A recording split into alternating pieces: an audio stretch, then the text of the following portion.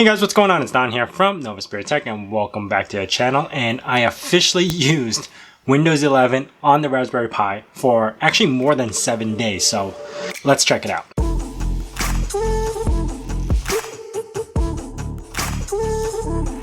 Now before we begin, I could already feel the chat in my Discord and the comments down below saying how Linux is a far superior operating system on the Raspberry Pi over Windows, which is absolutely true. It's like 10 times better than running Windows, but we've come a long way to installing Windows on the Raspberry Pi, and I gotta say, I officially never actually used it. I mean, I've installed it, tested it out, never fully actually used it as an operating system for more than a day, really. So if you see my last video where I decommissioned my Dell server, and one of the operating systems or the virtual machines I have on there is a Windows 10 machine that is basically my work machine. I do a lot of my remote work and a lot of other work through that machine, and now that I decommissioned that Dell and the VM, I needed something quick. Why not try it on a Raspberry Pi since I have all the hardware, right? And actually being able to use Windows on a Raspberry Pi like this might be a really huge change because of the power efficiency that you could get from one of these Raspberry Pis. So that is the main goal. I've actually used it for more than a week now, and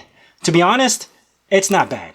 I really want to know if there was going to be any issues installing specific applications. Maybe it's missing some components like DLLs, or even if it's going to blue screen a lot or freeze a lot. So far, so good with all of that. Now, Windows 11 or Windows 10 on Raspberry Pi is not a powerhouse. Like, you can't do anything graphical with it. There's no GPU drivers on here. There's a lot of things that is limiting factor of using this as a desktop itself. While being transparent, I didn't physically use this as a desktop, but more of a remote machine or terminal service machine because I needed some sort of a gateway to a Windows machine that could actually connect to all the VPNs and do a lot of the work that I normally do with my other Windows 10 machine when I had it as a VM. So knowing that, I already know that if we don't have drivers for our GPU, we can't do anything graphical. Watching videos might even be a problem, but I don't use it for that reason. And anyway, to get into it, I'm going to refer you to a video that I made on how I installed Windows 11 onto this little guy. I made it a couple of months ago. I used the same exact technique, but I did install it onto an SSD. I am also using an 8 GB Raspberry Pi, and it is overclocked to 2 GHz. Those are the only things I'm doing. Now let's jump into it. So here we have my desktop. I didn't use the wallpaper. Again, remember that I used to be remoting into this guy. So this is the first time I'm actually using it as a desktop, but I'm going to show you what I have practically installed or what I've been doing with it.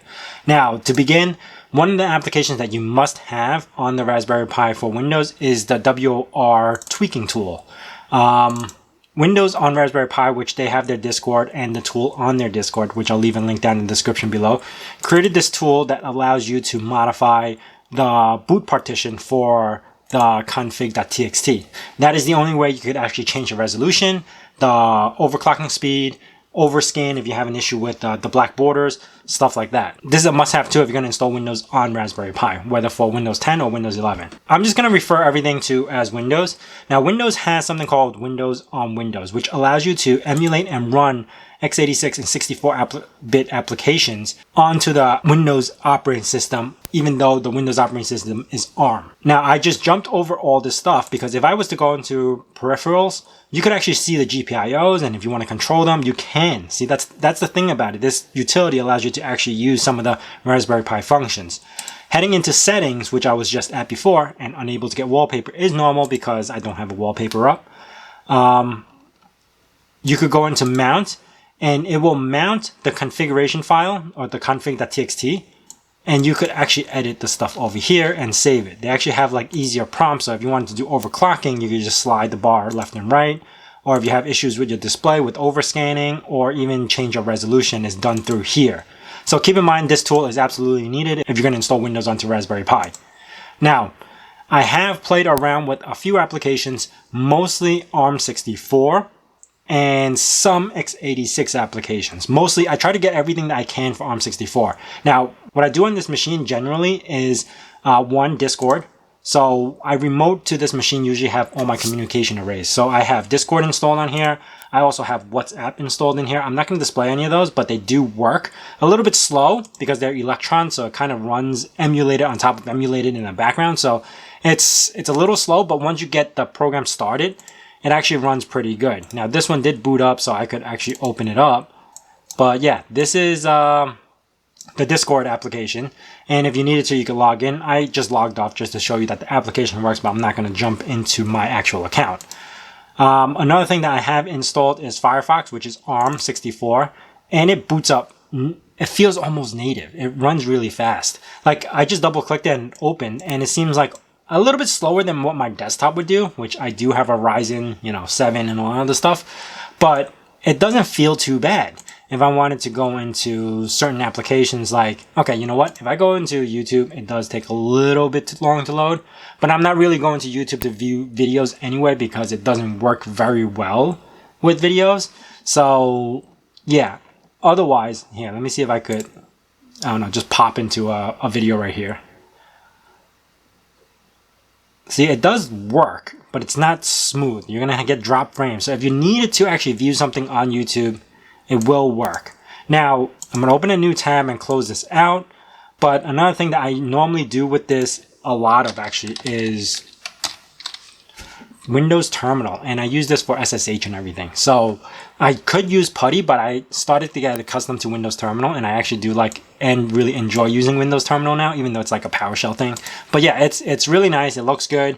And I could SSH into basically anything I want. So if I want to do pi at, what is it? I could SSH into my Pi hosted.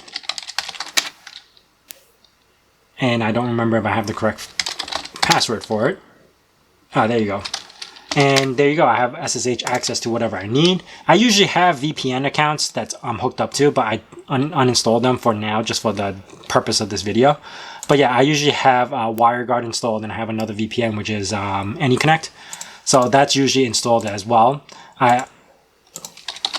So everything works pretty well. Another thing that I do is code. So I use this machine to code a lot, and I have resources on my own local network of my codes and everything. But one thing that I do want to show you is this is my biggest code yet. 800 lines of codes without any error. So let me show you VS Code.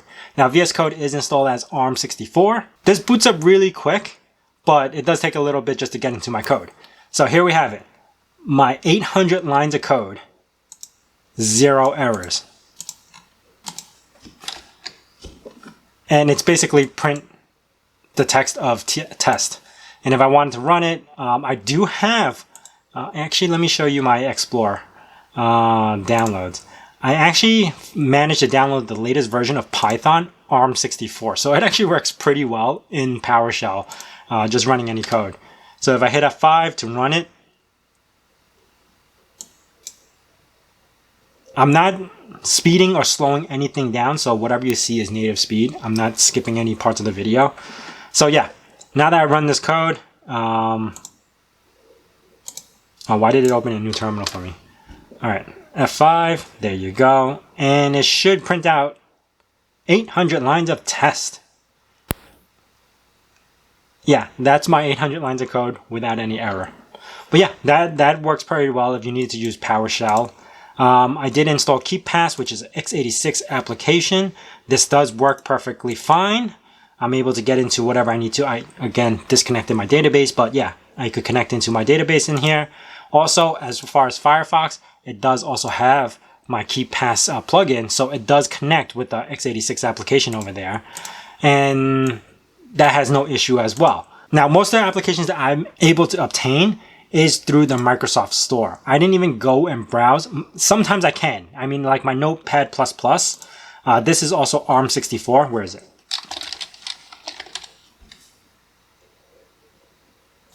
Windows 11 has this issue. I hate it because when I start typing in there and then something else loads, it actually removes. This is not just a Raspberry Pi thing, but a Windows 11 thing. So Notepad++, I have that. This is also ARM64 application. And now that I have so many things loading, it's running slow. And this is where it starts to hiccup. Like once you have a browser running and a bunch of other stuff, even with 8 gigs of RAM, and Windows 11 does take up a lot more resources than Windows 10, I gotta say. After using it for some time, even on my main desktop PC, Windows 11 does eat up a lot of resources, which I'm not a huge fan of. So 8 gigs of RAM for Windows 11 is definitely not enough. Here we have our CPU. It usually pikes up a little bit like that, but it's using about, it was probably using a little bit more RAM, but it's about 4.3 gigs. The CPU is 2 gigahertz. That's how it's going to run. This is Notepad++ with ARM64, and it runs pretty smooth. Most of my applications, like I said, I get straight up from Microsoft Store. So Visual Studio Code was from there. Discord, WhatsApp applications, a bunch of other stuff was on that, was also from the store. So anything you need to get, you could try to look for the store first. And I'm pretty sure most of the applications, if you're going to install it through a store, is going to be ARM64. So it is pretty compatible, and it runs pretty quick. One of the things that took me a while to find was this Microsoft Visual C++ redistributable ARM64 version. And a lot of these applications that we are installing actually requires this little tidbit. So that was one thing I had to install just to get everything working. But with that, you're able to get a lot more applications working, say like KeepPass, and also this x86, the WOR. A lot of stuff requires that back end to be installed with the DLLs. So yeah, I needed to get that installed. So anyway, for the 7 days that I've actually been using this desktop, it's actually been pretty good for a remote session. Because I don't run any multimedia through this, I'm actually able to do my browsing, fix my server installations, or remote into certain places, and also keep my WhatsApp and Discord open right through this machine without having any problem. And on top of that, this is a low-cost machine to be running. Well, technically with the spike of CPUs and everything, it's not really that low cost anymore. But to run this guy, it takes about 20 watts. And running 20 watts to run a Windows 10 machine as a remote server is very cost efficient. Did I run into any hiccups as I was using this for 7 days? Yes, it's slow. There's anything that runs on x86, it does take a little bit to boot up. But once it's done, you are still able to use it. So if you need something with like lightning fast responses, you are not going to get it from this guy. What about using this as a desktop? Absolutely not. I would not recommend using this as a desktop because it's lacking a lot of the features, mainly the GPU drivers. And without that, everything does run a little bit more sluggish and you can't run multimedia. So using this as a desktop, I wouldn't even recommend it. Would I use this as just a remote terminal service? See, now I'm conflicted because I really enjoyed using this for a remote service. I wouldn't use this as a desktop, but for remote services, like the light work that I need to do, or pop into this machine to VPN into another machine just to see what's going on, this thing does great. I don't have any problems with it. I might just keep this on my network for the time being to see how far or where my limitations are until I get annoyed at how slow it is. Because there are certain times where I wish it was a little bit faster when I'm browsing like 3 or 4 tabs and I'm looking up something and, you know, there was just not enough oomph, like that little bit. Otherwise, if you're just using this for light work, Windows 10 remote desktop machine, yeah, it's not too bad. Now, why won't I use Linux for the work that I do? I can absolutely use Linux for the work, but I gotta say, remote desktop off Windows is far superior than any remote desktop that you would get on Linux. Like VNC doesn't work as well.